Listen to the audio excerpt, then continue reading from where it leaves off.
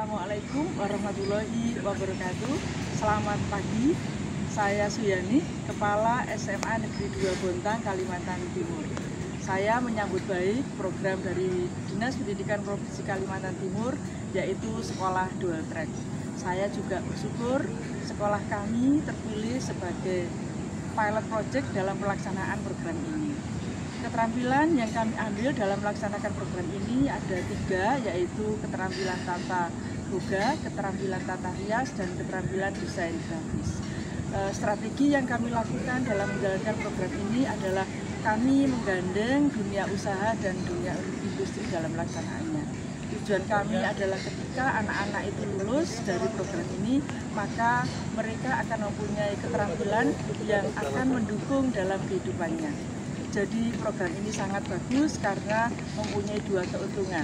Yang pertama adalah anak-anak mempunyai bekal dalam menjalankan kehidupannya, terutama keterampilan yang dapat mendukung dari segi finansial sehingga mereka yang tidak dapat melanjutkan kuliah dapat secara mandiri menjalani kehidupannya. Yang kedua, justru malah sebaliknya, yaitu program ini dapat membekali anak-anak keterampilan sehingga secara finansial mereka dapat secara mandiri dan mereka termotivasi untuk menjalankan kuliah. Dual track tetap kuat, memikir, pemimpin, prestasi. Sekian, wassalamualaikum warahmatullahi wabarakatuh. Assalamualaikum warahmatullahi wabarakatuh. Salam sehat buat kita semua. Kali ini saya akan menjelaskan tentang prinsip-prinsip desain. Tapi sebelumnya, saya akan memperkenalkan diri terlebih dahulu. Perkenalkan, nama saya Anik Suryanti, unit kerja saya dari SMA Negeri 2 Bontang. Saya mengajar sebagai guru mapel informatika. Oke, langsung aja kita akan bahas apa aja sih yang perlu diperhatikan ketika kita mendesain gitu. Prinsip yang pertama adalah kesederhanaan atau simplicity. Nah, kesederhanaan atau simplicity itu apa sih gitu ya? Jadi simplicity adalah tidak lebih dan tidak kurang atau tepat dan tidak berlebihan. Jadi sering banget ya kita temui gitu banyak banget desain yang bagus tapi kurang simple atau tidak simple sehingga ketika mata audiens lihat itu terasa berat. Prinsip simplicity ini sendiri itu tujuannya untuk menghasilkan desain yang menarik, kemudian desain yang eye-catching gitu ya, sehingga apa yang ingin kita sampaikan dalam desain itu mudah dipahami dan dapat tersampaikan dengan jelas kepada audiens. Itu tujuannya. Kemudian prinsip simplicity ini sendiri bisa diterapkan dalam penggunaan font dan juga white space. Nah, kita akan bahas satu persatu. Yang pertama itu adalah penggunaan font. Nah, contohnya yaitu dalam desain berikut ini. Nah, dalam desain ini kita bisa lihat gitu ya, bahwa font untuk headline-nya itu readability-nya rendah gitu. Jadi tingkat keterbacaannya kurang sehingga menyulitkan audiens untuk memahami apa sih judulnya gitu. Kemudian selain itu font yang digunakan dalam desain ini juga terlalu banyak. Padahal prinsip dari penggunaan font itu font yang boleh digunakan itu maksimal hanya boleh 3, tidak boleh lebih dari itu. Nah, akan lebih indah desainnya ketika kita makeover menjadi seperti ini.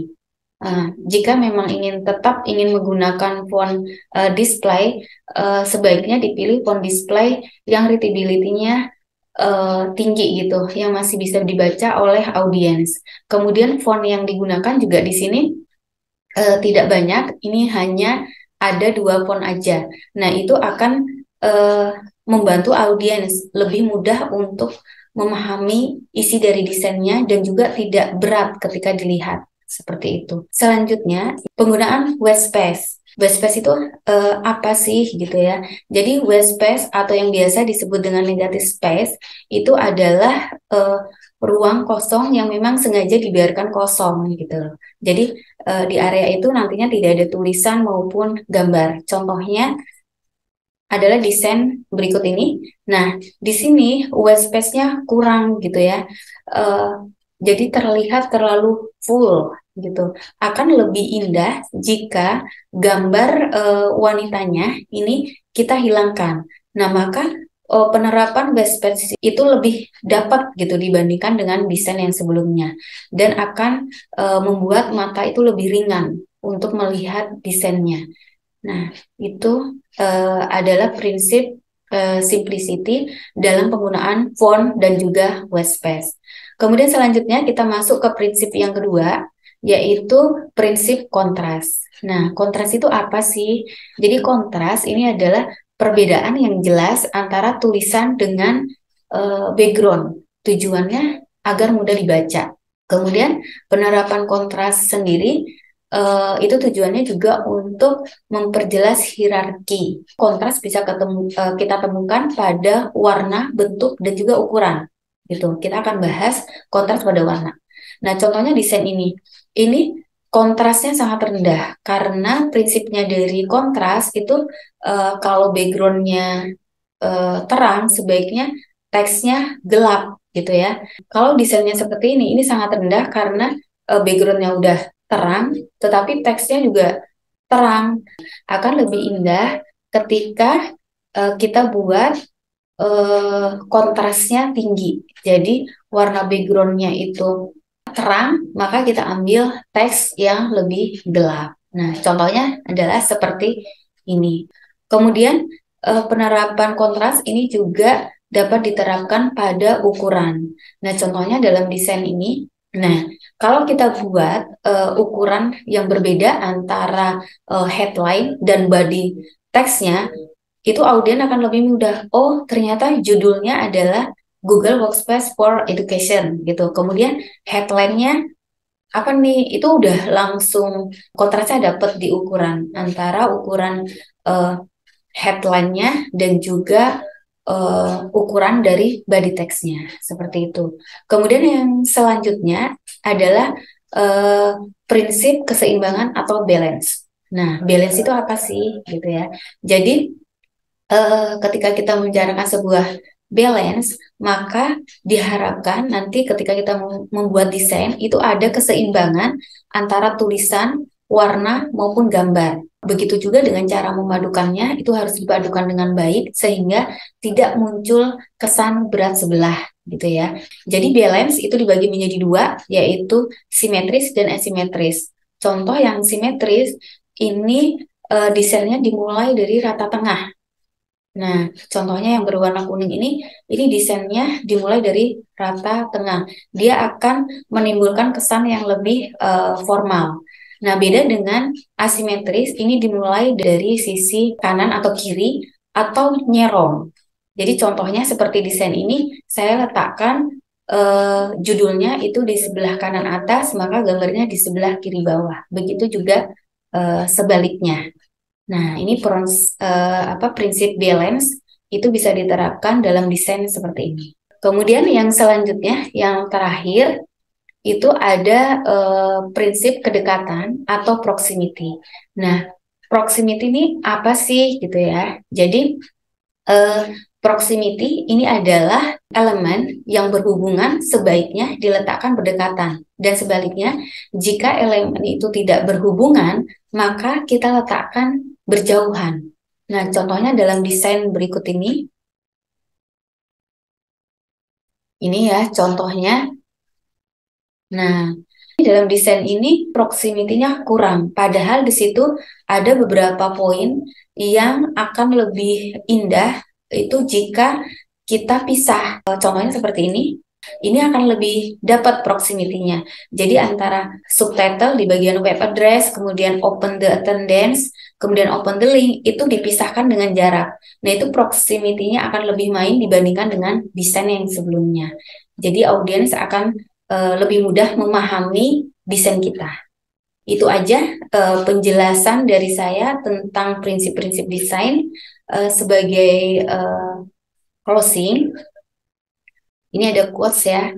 Jadi, there are 3 responses to a piece of design: yes, no, and wow, gitu ya. Dan wow is the one to aim for. Jadi di sini saya yakin gitu, ketika prinsip-prinsip desain yang sudah saya jelaskan tadi, kita bisa terapkan ke dalam desain yang kita buat, maka kita bisa menghasilkan sebuah desain yang wow gitu ya, desain yang eye-catching, desain yang enak dilihat, kemudian desain yang indah, sehingga pesan yang ingin kita sampaikan dalam desain itu mudah dipahami oleh audiens. Sekian penjelasan dari saya, semoga bermanfaat. Dual track, tetap kuat, pemimpin, pemikir, prestasi.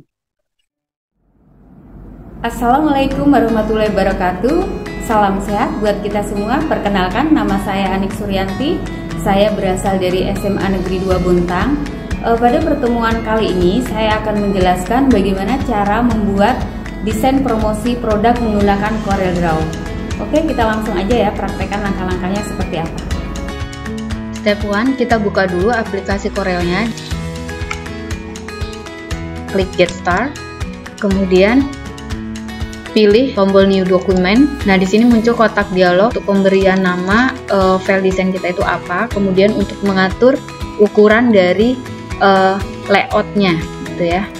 Nah, di sini kita kasih nama aja. Ini bebas ya, namanya apa. Nah, kemudian di sini pada bagian primary color mode-nya kita pilih yang RGB karena tujuan kita ini untuk membuat desain promosi produknya itu nanti berbentuk digital, jadi nantinya akan kita share lewat sosial media atau web gitu ya. Jadi kita pilih yang RGB, kecuali keperluan membuat desainnya itu nantinya untuk dicetak atau di print, kita pilih yang CMYK. Kemudian pada bagian dimensi untuk width dan height-nya kita ubah, saya akan menggunakan yang satuannya cm. Kemudian di sini pada bagian width-nya kita kasih 16 cm, kemudian untuk height-nya ini kita kasih 20 cm. Nah, ini udah kalau diubah ke pixel itu udah lebih dari 1080 pixel. Nah, kemudian pada bagian resolusi itu tetap kita biarkan 300 dpi. Kita ambil yang paling besar agar ketika diekspor itu gambarnya nggak pecah. Kemudian kalau sudah diklik OK, kita import dulu gitu ya bahan-bahannya dari menu file, kemudian import. Nah, ini kita klik aja semua, kemudian klik tombol import. Ini kalau sudah muncul seperti ini, diklik aja sampai tandanya hilang. Nah, kalau udah seperti ini berarti file yang diimport itu sudah masuk semua ke dalam layout. Nih, kita akan gunakan pen tool. Ini kita klik dulu di sini. Nah, di bagian freehand tool ini ada tanda segitiga di pojok kanan bawah, itu diklik aja. Nanti akan muncul toolbox yang lain gitu ya. Nah, di situ kita akan gunakan namanya pen tool. Di sini kita klik aja seperti ini. Kemudian kita aplikasikan di layoutnya.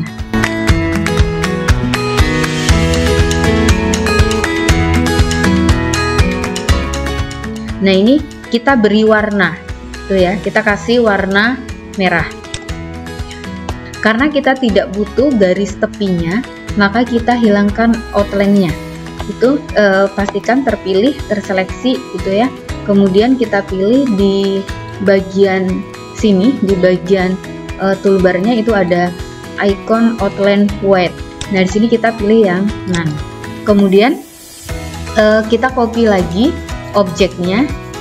Kita bisa klik kanan, copy, kemudian di paste, atau bisa menggunakan shortcut dari keyboard. Jadi tekan tombol Ctrl dan D secara bersamaan. Nah, saya lebih suka biasanya menggunakan Ctrl D. Nah, seperti ini, maka ini udah otomatis objeknya sudah menjadi dua. Objek yang satu kita ubah warnanya menjadi kuning. Nah, seperti ini. Karena ini posisi objeknya yang kuning mau kita taruh di belakang yang merah, maka kita klik kanan di objek yang kuning, kemudian kita pilih order, kemudian to back of layer. Nah, jadinya seperti ini. Kita sesuaikan desainnya. Selanjutnya kita akan masukkan gambarnya di sini.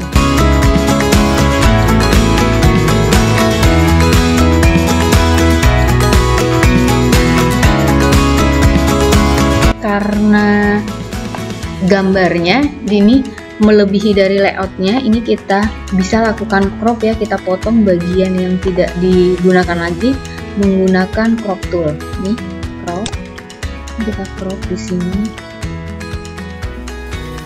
Di sini. Nah, ini kalau sudah, kita tinggal klik tombol crop. Oke, next step, kita akan tambahkan ornamen untuk meletakkan logonya di pojok kiri atas. Di sini masih sama, kita gunakan pen tool.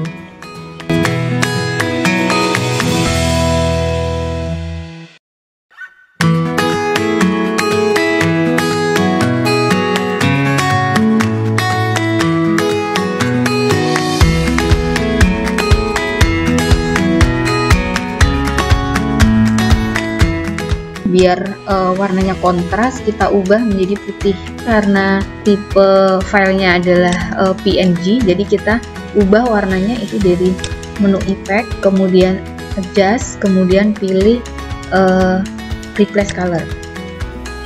Nah, di sini kita ubah dari black menjadi white, gitu ya. Kita ambil di sini warna colornya, kemudian di sini kita ubah jadi warna white. Next step, kita tambahkan lagi ornamen di sebelah sini. Itu kita bisa gunakan ellipse tool untuk membuat lingkaran, gitu ya. Ketika akan membuat lingkaran, biar lingkarannya itu presisi, sebaiknya tekan tombol kontrol di keyboard. Kemudian kita kasih warna kuning. Untuk outline kita ganti menjadi putih. Outline-nya itu di bagian sini. Ini tinggal di double klik aja. Kemudian colornya kita ganti white. Kemudian di OK. Biar outline-nya itu lebih kelihatan, poinnya kita ganti yang sekitar 6 poin. Kemudian kita buat teks di sini. Kita gunakan text tool. Kita klik aja. Kemudian kita klik di sini. Kemudian kita atur jenis fontnya, kita gunakan misalnya pop-in, nih pop-in, kemudian kita pilih yang medium. Sekarang kita buat tulisan di sini untuk kebabnya, sama masih menggunakan text tool, kita aplikasikan di sini, kita tulis misalnya kebab, gitu ya.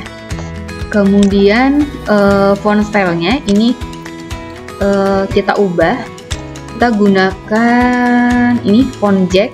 Kalau di laptop kalian belum ada fontnya, ini bisa diinstal gitu ya, jadi ini fontnya udah free.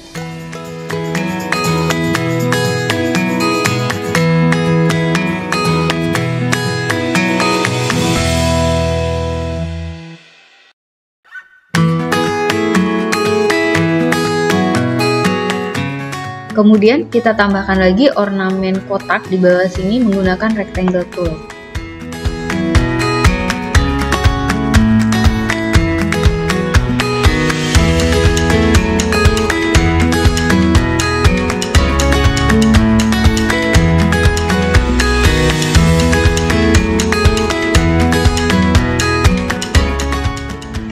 Oke, di sini kita akan menambahkan ornamen garis, yaitu kita ke bagian pen tool yang ada di sini, kemudian kita gunakan tool 2 point line.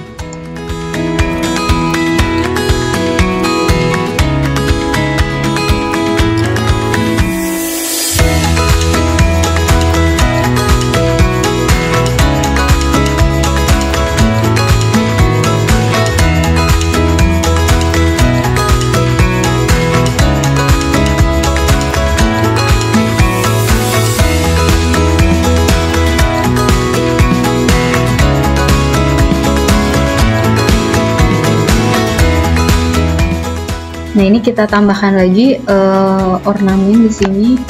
Kita akan buat kotak di sini menggunakan rectangle tool seperti ini. Ini udah selesai desainnya, tinggal kita ekspor. Nah, langkah-langkahnya itu dari menu file, kemudian pilih submenu export, atau bisa juga langsung menggunakan shortcut yaitu Ctrl+E, gitu ya. Nah, di sini kita tentukan lokasi di mana sih desainnya itu akan disimpan. Klik tombol OK. Demikian tutorial dari saya bagaimana cara membuat desain promosi sebuah produk. Terima kasih, semoga bermanfaat. Dual track, tetap kuat, pemimpin, pemikir, prestasi. Assalamualaikum warahmatullahi wabarakatuh. Perkenalkan, nama saya Hetty Indraswari, calon trainer program Dual Track bidang Tata Boga. Harapannya dengan adanya program double track ini setidaknya bisa memberikan manfaat bagi anak-anak yang mungkin tidak berkesempatan untuk melanjutkan ke perguruan tinggi, sehingga ilmunya bisa bermanfaat buat dirinya sendiri ataupun untuk keluarganya. Wassalamualaikum warahmatullahi wabarakatuh. Dual track, tetap kuat, pemimpin, pemikir, prestasi. Assalamualaikum warahmatullahi wabarakatuh. Baik, kali ini kita akan membuat American Risoles.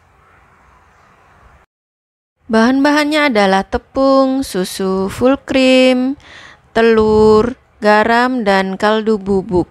Ada smoked beef, keju, telur rebus, dan mayones, tepung panir. Baik, pertama kita akan mencampur tepung dan susu sedikit demi sedikit.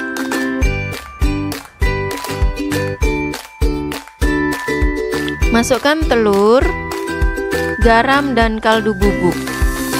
Aduk kembali hingga rata tanpa ada gerindil. Masukkan sisa susu, aduk-aduk.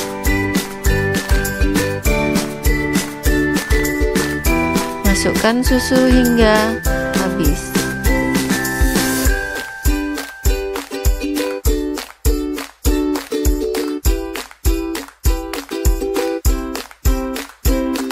Nyalakan api kompor, api cenderung kecil. Siapkan wajan anti lengket yang sebelumnya sudah diolesin dengan minyak goreng atau margarin. Ambil 1 sendok sayur, tuang ke dalam wajan yang sudah disiapkan. Guling-guling seperti itu. Lakukan hingga habis adonan kulit risoles.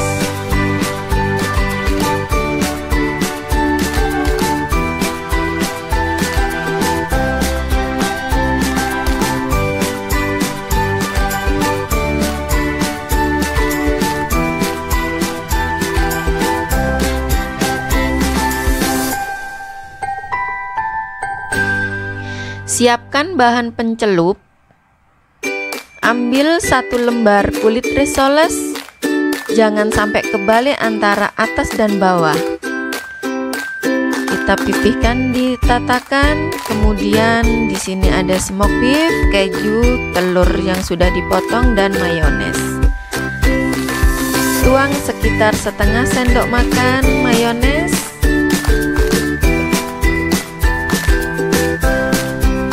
Kemudian kita kasih telur rebus yang sudah kita potong, keju slice, dan smoked beef.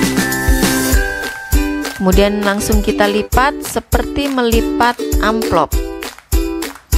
Usahakan setiap kita melipat harus sama, 1 lembar demi lembarnya.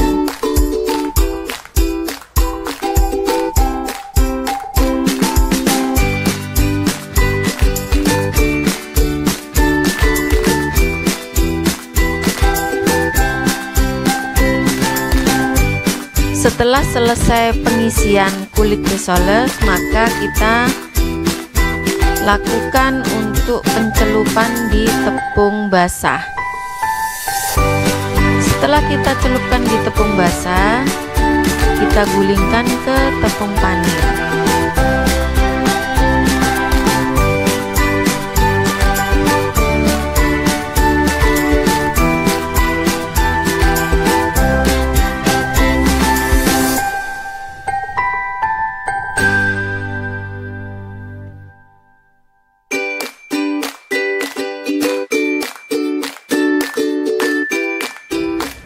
Setelah American Rissoles-nya terbalur semua dengan tepung panir, maka kita siapkan minyak goreng di atas wajan. Gunakan api cenderung sedang, jangan terlalu besar. Kita masukkan ke dalam minyak goreng yang sudah panas. Setelah itu kita tunggu hingga berwarna kecoklatan. Tips menggoreng American Rissoles supaya hasilnya cantik, jangan dibolak-balik. Menggorengnya hanya 1 kali balik.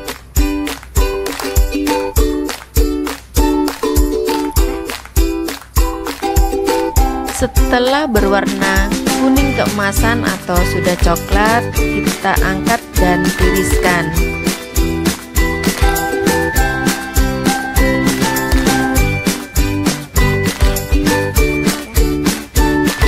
American Rissoles yang sudah tiris kita siapkan di piring saji.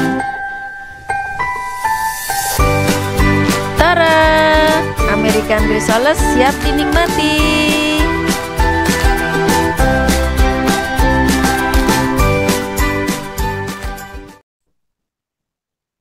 Assalamualaikum warahmatullahi wabarakatuh.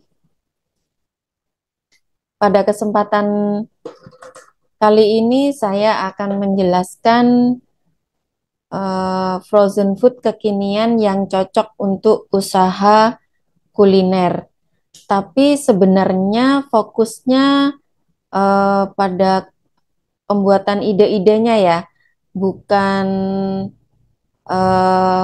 untuk resep-resepnya.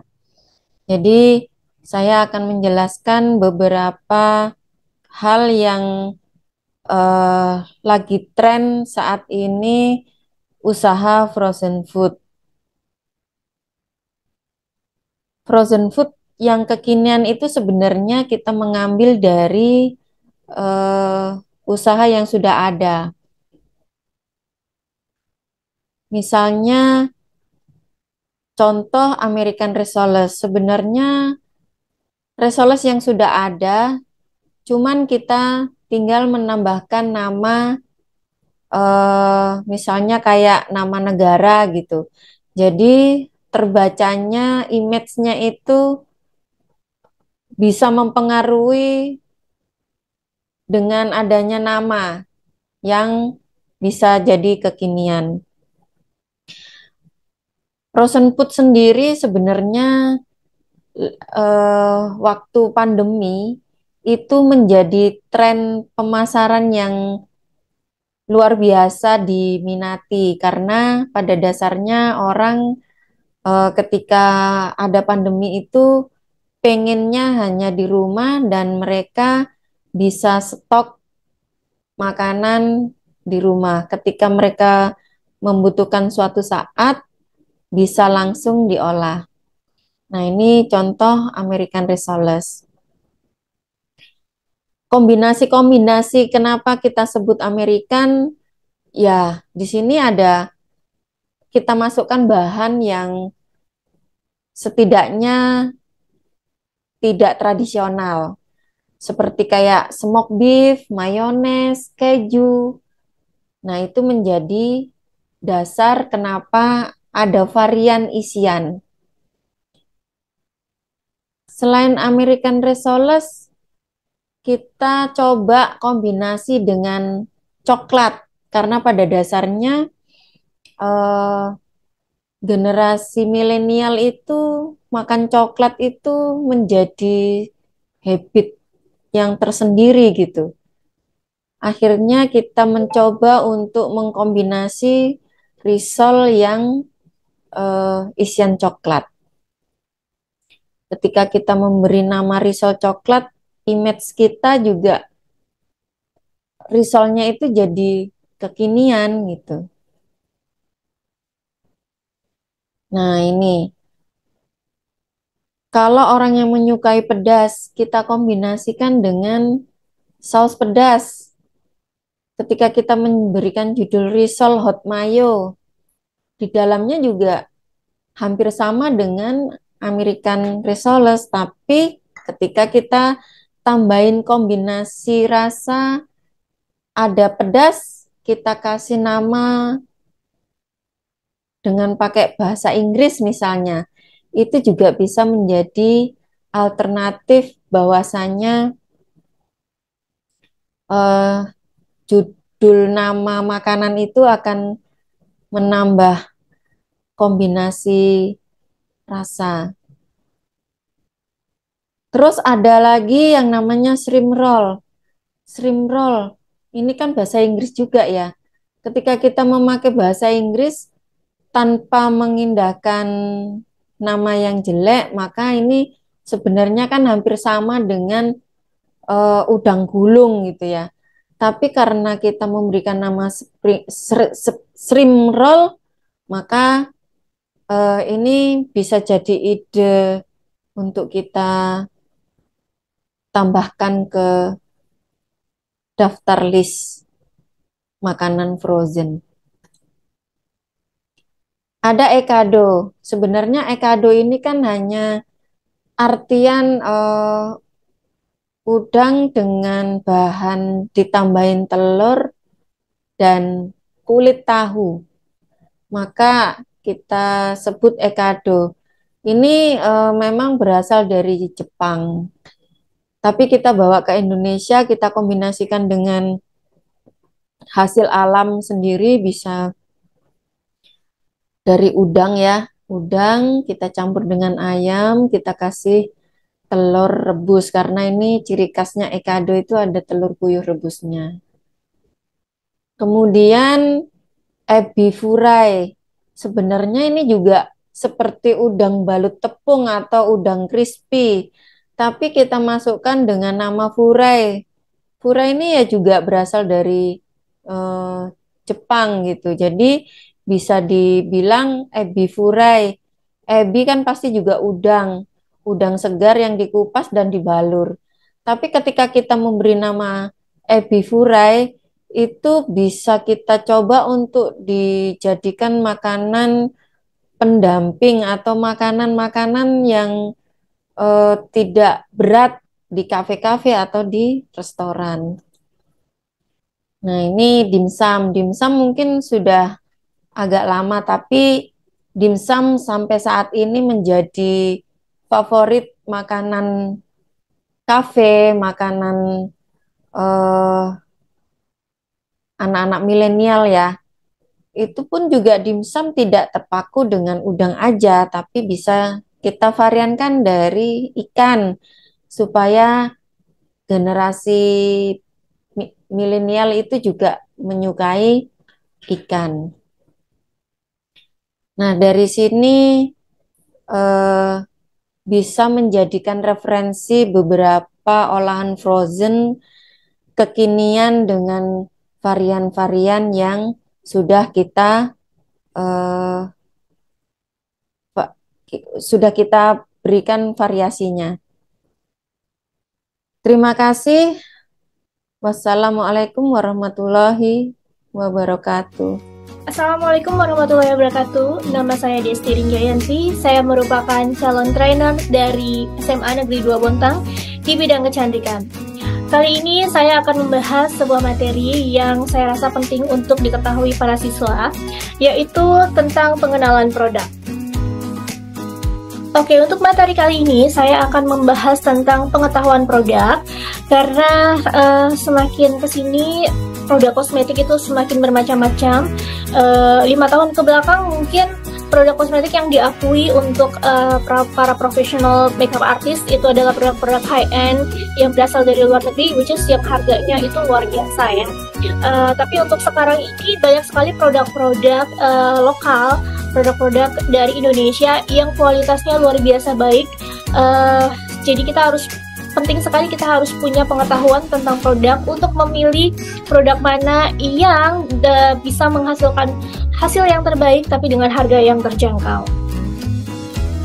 Oke, di sini saya akan mencoba menampilkan berbagai macam produk dengan kegunaannya dan alternatif yang bisa digunakan untuk mendapatkan hasil yang terbaik ya. Yang pertama adalah Step yang pertama yang perlu kita lakukan adalah pembersih wajah.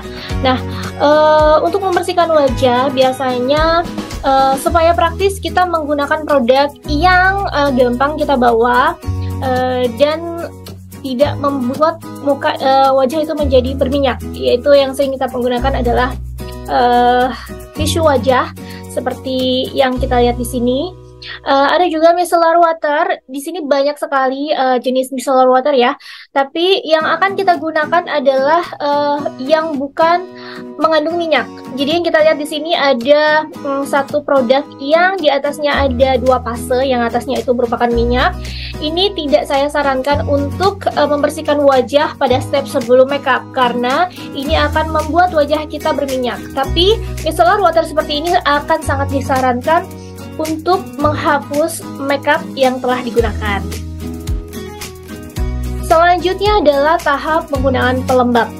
Pelembab sebenarnya rata-rata tidak banyak variasinya ya. Rata-rata pelembab bentuknya seperti gel atau cair gitu ya. Ini bisa digunakan untuk semua jenis kulit. Hanya saja penggunaannya sedikit berbeda untuk kulit kering dan kulit berminyak. Kulit kering pastinya lebih butuh banyak pelembab, sedangkan untuk kulit berminyak kita hanya menggunakan sedikit saja pelembab. Selanjutnya adalah primer.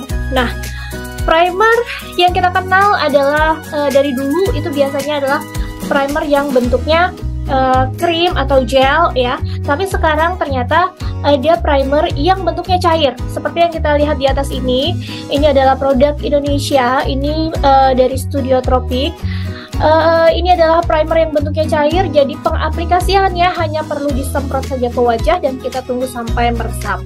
Nah, kemudian ini ada primer yang mungkin kita sudah kenal ya, ini bentuknya krim, tapi di sini saya akan menjelaskan lebih jauh lagi untuk primer. Kebutuhan primer ini sangat bervariasi tergantung sama jenis kulit masing-masing. Kita bisa lihat di sini ada untuk yang primer spray yang ini ada 3 macam. Di sini ada untuk kulit berminyak, ada kulit berjerawat, dan ini untuk kulit kering. Jadi primer ini sangat ditentukan oleh jenis kulitnya yang pertama. Yang kedua, apabila kita menemukan klien dengan kondisi wajah tertentu atau kondisi wajah yang harus kita koreksi, kita bisa menggunakan primer seperti yang di bawah ini. Ini adalah primer yang digunakan untuk mengkoreksi warna pada wajah. Misalnya, kita ingin mencerahkan warna kulit klien kita bisa menggunakan primer ungu untuk kulit yang sawo matang, atau primer peach atau kuning ini untuk kulit putih.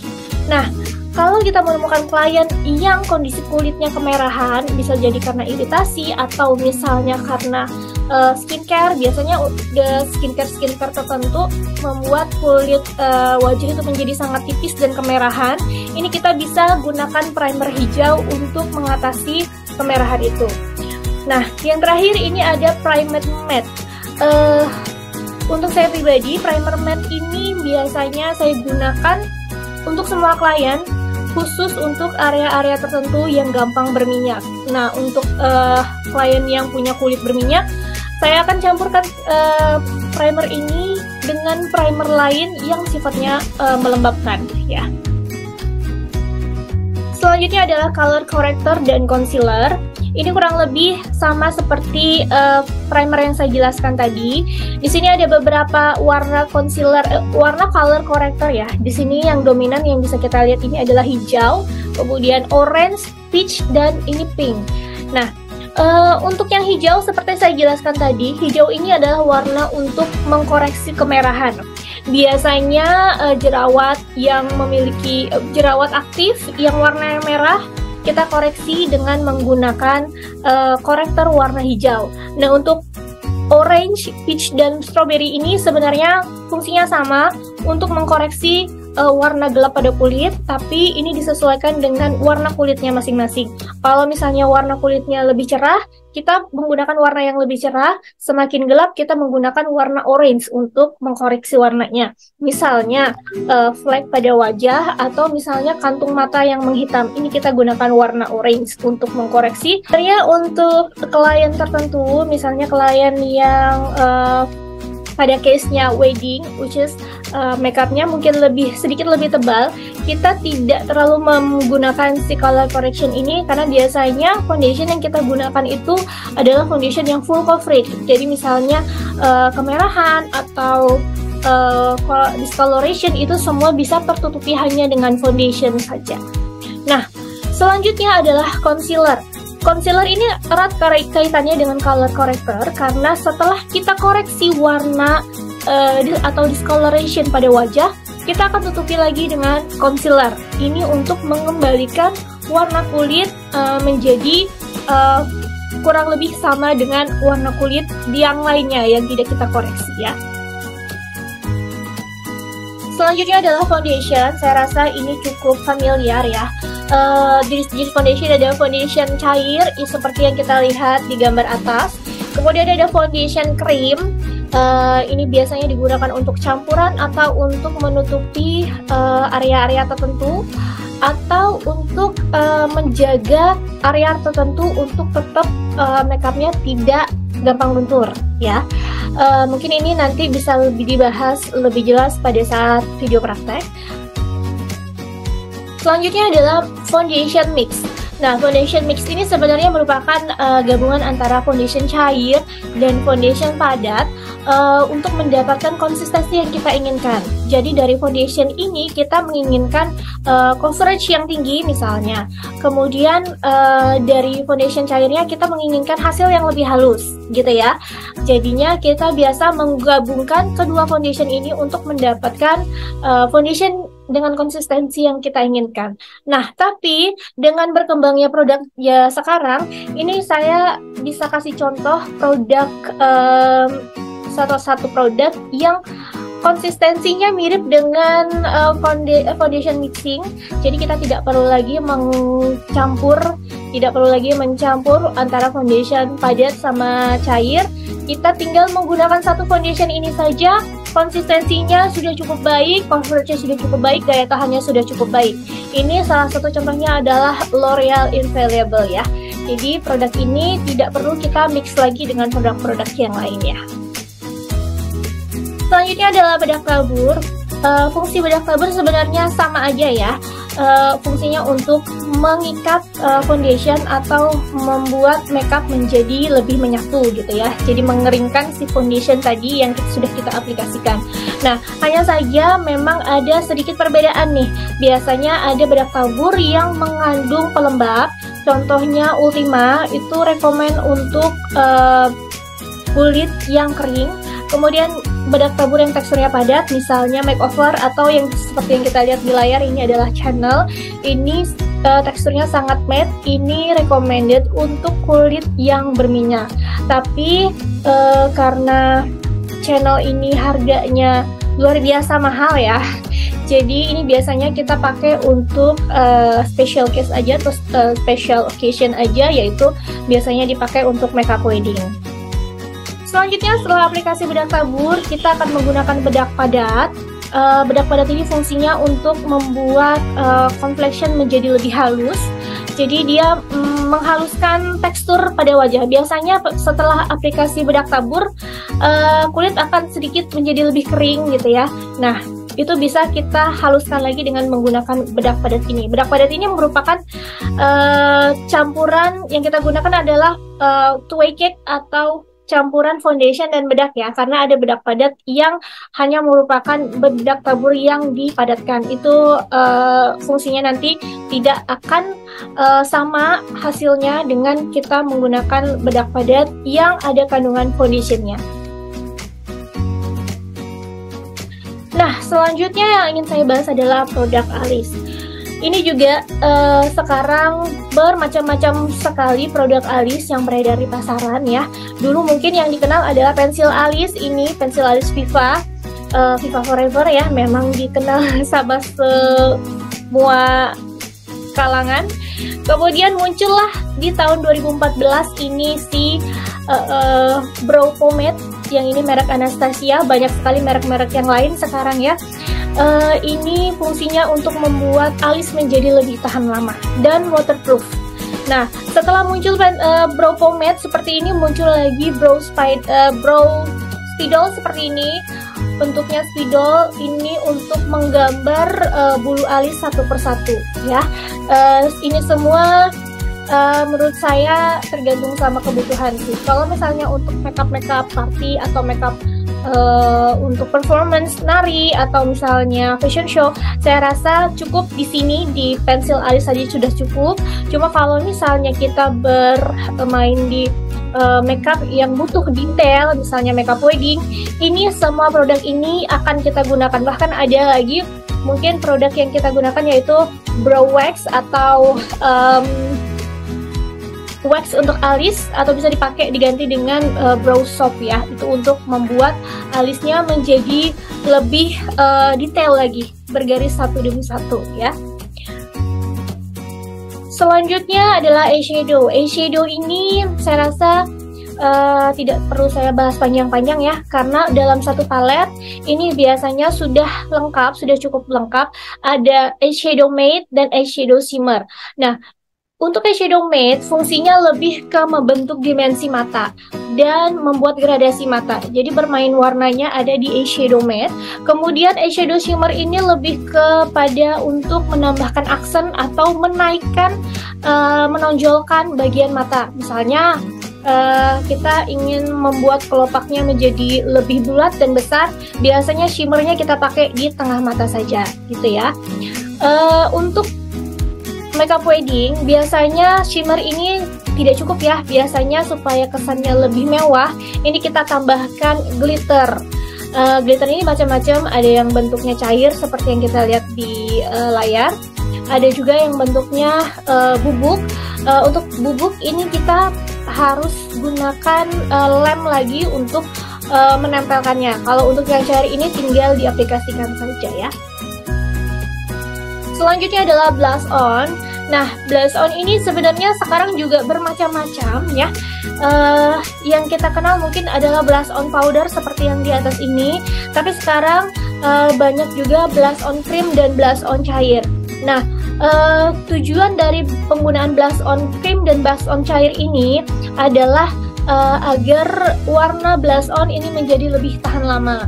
Nah, saya sarankan sih menggunakan blush on yang tipikalnya krim, karena ini sangat mendekati dengan konsistensi dari foundation, sehingga untuk menyatukannya dengan foundation ini akan lebih gampang dan tidak akan merusak foundation di bawahnya. Nah, untuk foundation cair ini biasanya rata-rata yang saya temukan, karena konsistensinya berbeda dengan foundation, dia akan cenderung untuk mengangkat si complexion yang sudah kita buat. Jadi saya sarankan kalau menggunakan blush on dalam sebelum bedak tabur, kita lebih baik menggunakan blush on cream saja. Nah, kemudian setelah di set dengan bedak tabur, bedak padat, baru kita tebalkan lagi atau kita keluarkan lagi warnanya dengan menggunakan blush on powder. Selanjutnya adalah eyeliner. Eyeliner ini juga banyak macamnya. Yang pertama yang di sini yang kita lihat di sini adalah eyeliner pensil. Untuk eyeliner pensil ini memang biasanya banyak warna, ada putih, ada nude, ada silver, ada coklat dan segala macamnya. Ini biasanya kita pakai untuk menutupi area-area bawah bulu mata, atau kita waterline itu kita tutupi dengan pencil liner. Jadi bagian-bagian yang sensitif itu kita pakai pencil liner ini ya. Kemudian untuk krim, eyeliner cream atau gel bisa kita lihat di sini. Ini contohnya eyeliner cream. Ini fungsinya kurang lebih sama untuk eyeliner pensil, karena ini teksturnya tidak membuat mata menjadi sakit ya. Jadinya ini banyak digunakan untuk menutupi waterline atau jeda dari bulu mata asli dan bulu mata palsu. Nah, yang terakhir adalah spidol. Eyeliner spidol ini lebih banyak digunakan untuk membuat aksen pada mata, misalnya membuat wing liner atau membuat matanya menjadi lebih bulat, lebih panjang. Ini biasanya kita bermainnya di eyeliner spidol. Nah, kemudian ada kontur. Kontur ini juga ada kontur dalam dan kontur powder ya. Kontur dalam ini bentuknya krim. Ini digunakan setelah foundation. Ini kita gunakan di area batang hidung, kemudian di area luar wajah, dan di tulang pipi ya, supaya wajahnya menjadi lebih berdimensi. Nah, untuk makeup yang lebih natural, saya sarankan menggunakan kontur yang bentuknya krim. Kenapa? Karena pada saat kita menggunakan kontur krim, kalau kita membuat kesalahan, ini akan lebih gampang untuk dikoreksi. Jadi pada saat foundationnya masih basah, kalau kita membuat kesalahan pada kontur krim, kita tinggal blend aja atau kita tinggal tambahkan foundationnya.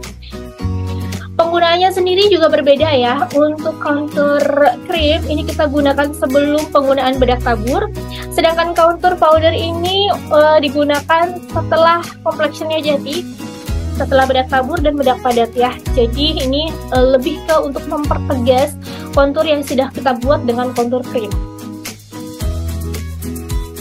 Selanjutnya adalah highlighter. Nah, highlighter ini fungsinya adalah untuk mengangkat area-area wajah tertentu supaya lebih menonjol. Nah, yang umum digunakan di Indonesia adalah highlighter powder seperti yang kita lihat di gambar ini. Ini adalah highlighter yang umum kita gunakan. Tapi sebenarnya ada juga highlighter cair seperti yang kita lihat di layar seperti ini. Ini penggunaannya bisa di dalam sebelum bedak padat atau sebelum bedak tabur, atau bisa juga setelah bedak padat ya. Jadi setelah makeupnya selesai, bisa juga ditambahkan dengan highlighter cair seperti ini. Cuma ini agak jarang aja di Indonesia digunakan ini. Biasanya orang-orang luar negeri nih yang senang pakai liquid highlighter ya. Selanjutnya ada lip product. Saya rasa ini juga sudah familiar sekali ya. Yang pertama ada lipstick padat. Ini lipstick yang dari dulu kita tahu seperti ini. Kemudian ada lipstick cair. Nah, ini baru aja tahun berapa ya, ini baru mulai booming lipstick yang teksturnya cair dan lebih tahan lama. Kemudian ini ada lipstick cream. Lipstick cream ini memang biasanya dipakai oleh para MUA ya untuk mendapatkan warna yang diinginkan. Biasanya kita menggunakan lipstick cream ini karena kita gampang sekali mencampur dari warna satu ke warna lain, dan teksturnya juga sangat halus untuk lipstick cream ini. Jadi pada saat kita lihat di kamera, hasilnya sangat bagus. Nah, yang terakhir adalah lip gloss. Lip gloss ini fungsinya untuk membuat bibir menjadi bervolume dan lebih mengkilap, kesannya menjadi lebih mewah gitu ya. Selanjutnya ini ada setting spray. Nah, ini produk yang terakhir yang mau saya bahas. Setting spray ini fungsinya adalah untuk membuat makeup menjadi lebih tahan lama. Biasanya setting spray ini tidak hanya digunakan pada saat setelah selesai makeup, bisa juga disemprotkan sebelum bermakeup, ada juga di tengah proses makeup, yaitu biasanya setelah bedak tabur biasanya juga disemprotkan setting spray. Setelah selesai makeup juga biasanya disemprot lagi dengan setting spray supaya complexionnya itu lebih menyatu. Nah, untuk di Indonesia setting spray yang sering kita temui adalah yang seperti yang di bawah ini setting spray cair ya. Tapi sebenarnya ada juga setting spray yang bentuknya aerosol seperti ini. Ini sebenarnya juga sempat heboh di kalangan para MUA luar negeri. Cuma sayangnya di Indonesia kayaknya agak susah untuk mendapatkan setting spray aerosol seperti ini. Nah, untuk penggunaan setting spray saya sarankan sih pada saat sebelum makeup untuk mengunci primernya, kemudian pada tengah makeup yaitu setelah penggunaan bedak tabur. Kenapa? Karena si setting spray ini bentuknya cair. Biasanya setelah aplikasi setting spray ini ada complexion yang rusak sedikit karena titik-titik air tadi akan membuat si complexionnya menjadi sedikit berubah. Nah, kalau kita menggunakan setting spray ini setelah penggunaan bedak tabur, kekurangan ini akan nanti bisa kita koreksi dengan penggunaan bedak padat. Jadi complexionnya bisa halus kembali. Nah, itu saja produk yang saya ingin bahas hari ini. Semoga pengetahuan produk ini bisa membantu kita untuk mendapatkan produk yang terbaik tanpa harus menggunakan produk yang harganya sangat mahal. Lebih penting untuk paham produk daripada menggunakan produk yang lebih mahal ya. Jadi lebih baik kita menggunakan produk-produk yang kita tahu ini fungsinya seperti apa, kita bisa penggunaannya kita. Demikian materi saya hari ini. Saya berharap dengan pengetahuan produk ini kita mampu untuk memilih produk yang baik, terutama untuk produk-produk yang harganya terjangkau, produk-produk dalam negeri, karena sekarang ini banyak sekali produk-produk dalam negeri yang luar biasa kualitasnya. Hanya saja kita harus memahami bagaimana cara penggunaannya, bagaimana stepnya, dan bagaimana pengaplikasiannya ya. Sampai ketemu di tutorial atau materi selanjutnya. Halo, nama saya Desti Ringgayanti. Saya merupakan calon trainers dari SMA Negeri 2 Bontang, bidang kecantikan. Kali ini saya akan membuat tutorial modern wedding. Tahap pertama ini adalah aplikasi pelembab di wajah yang telah dibersihkan. Difokuskan ke area-area yang gampang krek seperti area bawah mata, smile line, atau cuping hidung. Dilanjutkan dengan aplikasi primer, ini juga diaplikasikan ke seluruh wajah. Selanjutnya kita masuk ke pembuatan bayangan alis. Untuk alis ini kita tidak cukur ya. Jadi supaya alisnya tetap rapi, kita harus menghilangkan bulu-bulu yang tumbuh di luar jalurnya dengan menggunakan lem bulu mata. Nah, ini tahap aplikasi lem bulu matanya ya. Untuk proses seperti ini saya sarankan di wajah yang bersih, makanya tahap ini kita taruh di depan supaya lemnya lebih menempel dan alisnya nanti jadinya lebih rapi. Selanjutnya bagian alis yang tadi kita lem, kita tutupi dengan menggunakan krim foundation supaya bulu alis yang tadi kita tidurkan itu tidak terlihat dan alisnya menjadi lebih rapi. Untuk krim foundation ini kita aplikasikan juga ke seluruh kelopak mata sebagai base eyeshadow ya. Selanjutnya ini adalah tahap aplikasi foundation ya. Untuk bagian hidung ini kita gunakan foundation cream yang teksturnya matte, karena bagian hidung ini akan cenderung lebih berminyak dibanding bagian wajah yang lain. Nah, untuk layer pertama ini saya aplikasikan dengan menggunakan tangan. Saya tap-tap dengan menggunakan tangan. Kemudian ini tahap selanjutnya saya aplikasikan layer foundation selanjutnya dengan menggunakan spons lembab dan saya tekan ke seluruh wajah. Jangan digeser tapi di tap-tap saja. Untuk tahap ini kita tidak terburu-buru ya, jadi benar-benar kita tap sampai benar-benar rapi, benar-benar menyatu ke seluruh wajah.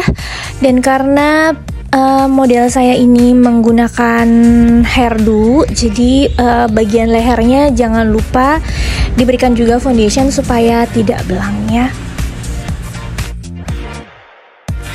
Selanjutnya adalah tahap aplikasi concealer. Ini kita gunakan warna yang lebih muda, lebih cerah daripada warna kulit model.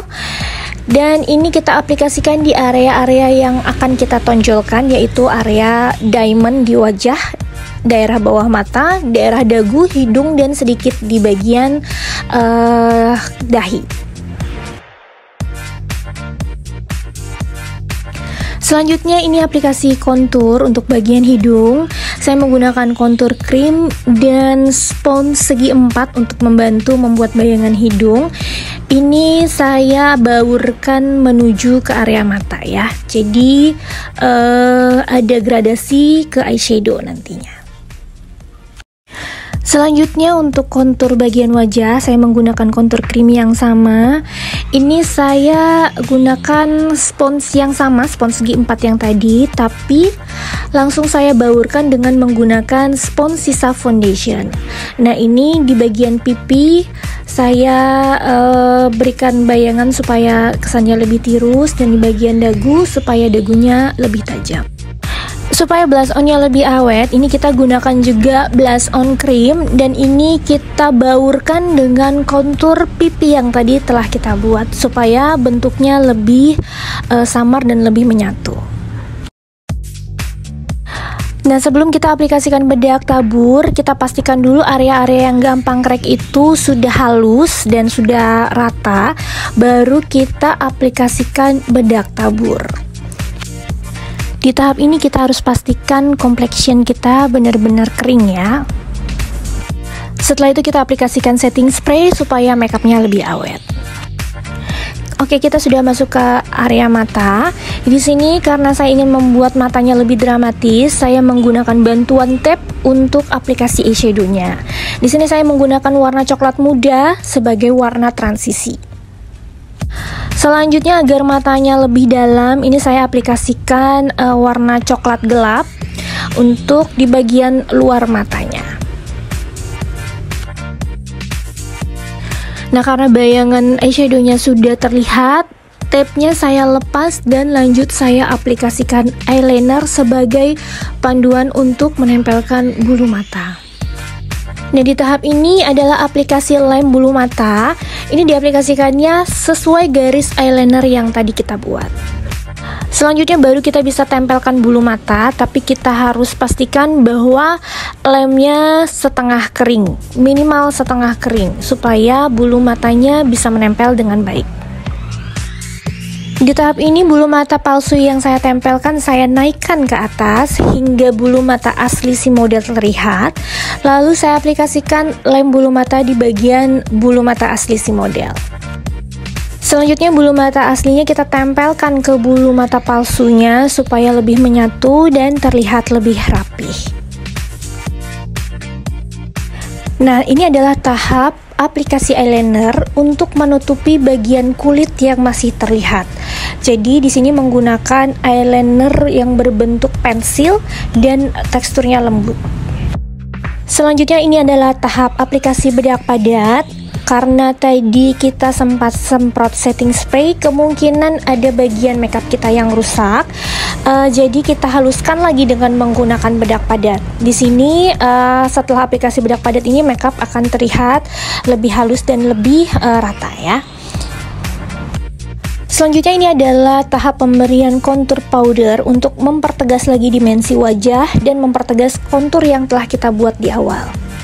Selanjutnya ini adalah aplikasi blush on powder. Ini karena kita akan menggunakan bunga berwarna pink, jadi blush onnya ini kita pilih yang warna pink ya.